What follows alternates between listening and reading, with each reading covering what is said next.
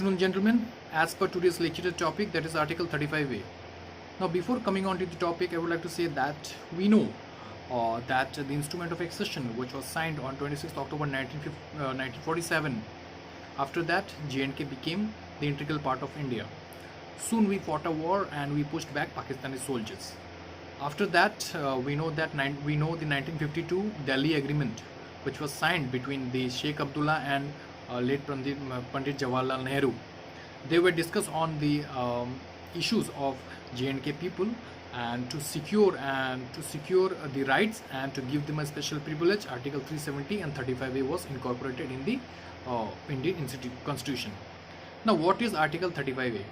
So the Article 35A defines the rights of the state subjects, that is the permanent residents of the Jammu and Kashmir. Now, who is the permanent residents of Jammu and Kashmir? What are the criteria to become a permanent residence? So to become a permanent residence, a person who was state subjects on 14th of May 1954 and who was the residents from last 10 years and who lawfully acquired the immovable property of a state is the permanent resident of the state.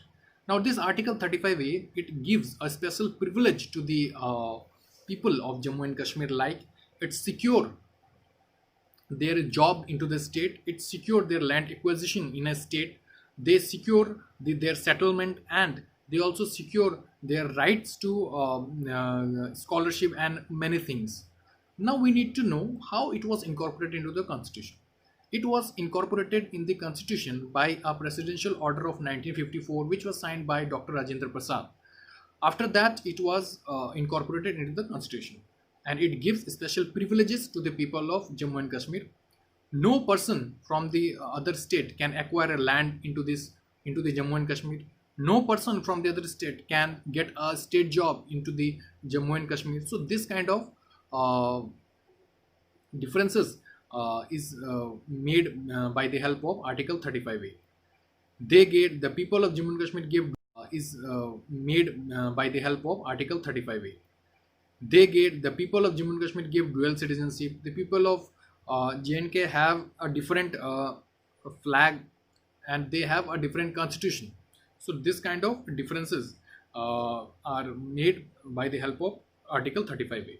Now we know that what is happening from the last 70 years. There is no development, there is no infrastructure, there is a huge unemployment, there is huge property. This is just because of Article 35A. So our Amit Shah on 5th of August 2019, he announced in the parliament that Article 370 and 35A have been abrogated. This is a very good step by our central government. Now we can see that there is a direct involvement of center into the state, and hence this hurdle of Article 35A have been abolished. Now center can directly involve, and for this many infrastructural development projects have been already announced by the Modi government. They have made universities, they have made hospitals, they have made railways, bridges, roads. Many projects have been announced, and we will see definitely in the future many and huge development of Jammu and Kashmir state as compared to earlier, before 370 and Article 35A. Thank you very much. Very good evening to everybody present here. Today's topic for the lecturate is Article 35A. So we will be celebrating a year anniversary after the BJP government removed the Article 35A and Article 370 from India's constitution. And after the removal of these two articles have brought a huge change in the state of Jammu and Kashmir, not only leading to the future development of the state but also welfare of the people. If we talk about the 35A as the Article 35A, which came under the India's constitution under the orders of the President in 1954, and it was issued under the Article of 370.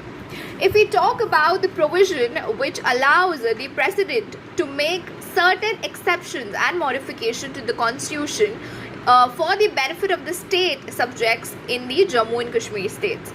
And while the Article 370 it dealt with a special status given to the Jammu and Kashmir state, the Article 35A provides the citizens of the states with special privileges. The fundamental right to property is still a guaranteed right in the state of Jammu and Kashmir, and also certain other rights are given to the permanent residents, such as the guarantee to the public employment, and also the acquisition of immovable property and the government scholarships as well. If we talk about the it just allows people from the other state to acquire land, acquire an immovable property in the state of Jammu and Kashmir and settle permanently or avail themselves of the state sponsored scholarship schemes. And only the Jammu and Kashmir Assembly can change the definition of the permanent residents of the state through a law that requires a two-thirds of majority. So after a lot of controversy on the 35A, the article was abolished. It was taken out of the India's constitution.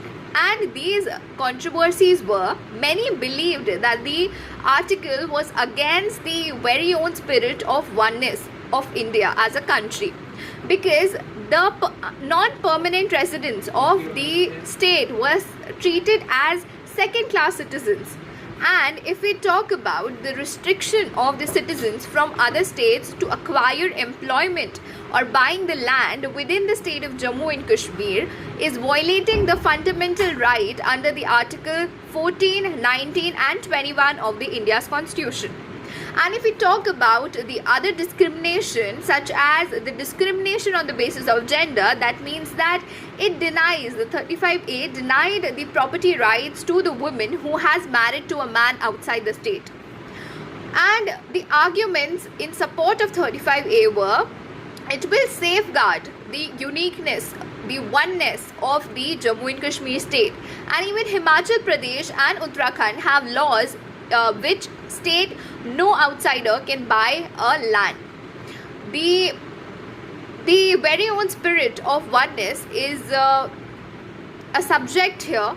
And if we talk about the striking down, this will have various, it was predicted that it would have various consequences, but now it seems right, because there had been underdevelopment of the state. The literacy level was even below the average, and if we see the development of the state, it was because of the very own reason that no other person who is not a permanent resident cannot buy a land there. Now, after the revocation of this article, maybe in future we will see several changes in the land of Jammu and Kashmir, bringing prosperity and welfare to the people of the state. Thank you.